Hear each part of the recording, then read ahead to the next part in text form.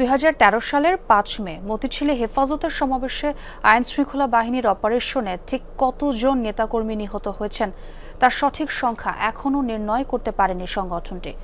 তবে প্রাথমিক খসড়া তালিকায় 93 জন নিহতের কথা বলা হয়েছে। যাচাই বাছাই শেষে এই সংখ্যা বাড়তে পারে। আর নিহত 61 জনের তালিকা প্রকাশ করেছে মানবাধিকার সংগঠন অধিকার।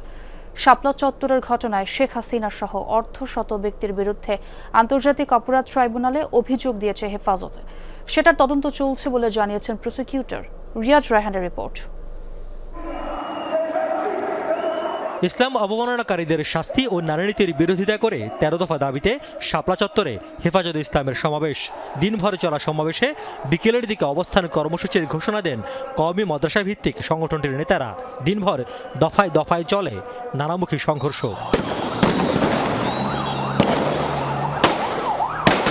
সন্ধ্যা গড়িয়ে রাত নামলে পরিস্থিতি পাল্টে যায়। মতিঝিল, পল্টন, বাইতুল মোকাররম সহ বিভিন্ন স্থানে জ্বলতে থাকে আগুন। হেফাজতের নেতাকর্মীদের ছত্রভঙ্গ করতে মধ্যরাতে অপারেশনের প্রস্তুতি নেয় আইনশৃঙ্খলা বাহিনী। রাত 3টার দিকে একদিক খোলা রেখে 3 দিক থেকে চালানো হয় অপারেশন। ঘণ্টা 2-এর মধ্যে পুরো এলাকা ফাঁকা হয়ে যায়। শাপলা চত্বরের ঘটনা নিয়ে নানা আলোচনা সমালোচনা হয়েছে দেশ বিদেশে। এই ঘটনায় কোনো মামলা দায়ের করতে পারেনি হেফাজত। উল্টো সংগঠনটির নেতাকর্মীদের বিরুদ্ধে অন্তত 83টি মামলা দায়ের করা হয় বিভিন্ন থানায়। বিতর্ক হয়েছে নিহতের সংখ্যা নিয়েও। এক যুগ পর পাল্টেছে পরিস্থিতি। আর এরই মধ্যে ওই ঘটনায় নিহত 93 জনের একটি প্রাথমিক তালিকা প্রকাশ করেছে সংগঠনটি। এত বছরেও নিহতের পূর্ণাঙ্গ সংখ্যা নির্ণয় করতে না পারার কারণ জানালেন হেফাজত নেতারা। বেশ কিছু লাশ এরকম লাওয়ারিশ হিসেবে দাফন করা, তারপরে অনেক শহীদ পরিবারের চাপের মুখে তারা তাদের সদস্যদের শাহাদাতের বিষয়টিকে চেপে যাওয়া। আমরা অতি শীঘ্রই ইনশাল্লাহ তার একটা আমাদের কাছে মানে সম্পূর্ণ ভেরিফাইড যেই শহীদদের তথ্যগুলো আমরা ভেরিফাই করে এই পর্যন্ত চূড়ান্ত করেছি, সেটা আমরা আশা করছি মে মাসের মধ্যে আমরা জাতির সামনে সেটাকে উপস্থাপন করতে সক্ষম হব। শাপলার ঘটনার পর 61 জন নিহতের একটি তালিকার কথা জানায় মানবাধিকার সংগঠন অধিকার। এরপরই খড়গ নেমে আসে সংগঠনটির উপর।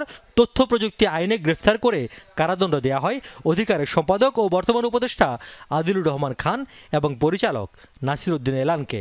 নিহতের তালিকা করতে গিয়ে কঠিন অভিজ্ঞতার মুখোমুখি হয় অধিকারের তদন্ত দল। পরিচালক জানান, তৎকালীন সরকারের পক্ষ থেকে নানামুখী চাপ ছিল নিত্যদিন। আমাদের তথ্য অনুসন্ধান দল যখন বিভিন্ন জায়গায় যায় তখন জানতে পারে যে স্থানীয় তৎকালীন কর্তৃত্ববাদী সরকারের আওয়ামী লীগ সরকারের নেতাকর্মীরা